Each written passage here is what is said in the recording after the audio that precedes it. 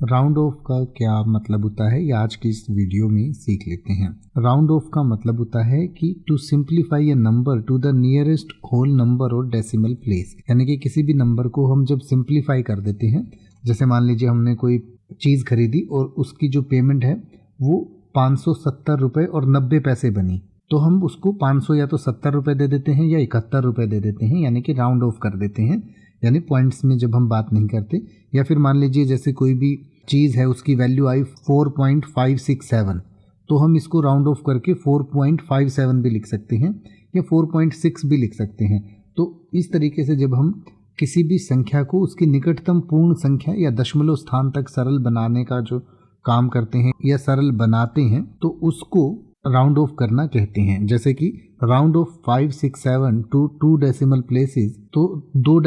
दशमलव स्थान तक इसको राउंड ऑफ करना है, तो हम इसको 4.57 लिख देंगे, यानी कि जो लास्ट वाला 6 है वो जो उससे आगे वाली संख्या है वो 5 से ज़्यादा है, तो इसी 6 को हम 7 कर देंगे, तो ये 5.7 हो जाएगा। तो ये जो है 4.57 इस तरीके से हो जाएगा। या फिर आप कह सकते हैं please round of total bill amount, यानी कि कृपया जो कुल बिल अमाउंट है उसको राउंड ऑफ करके बता दीजिए। जैसे मान लीजिए बिल बना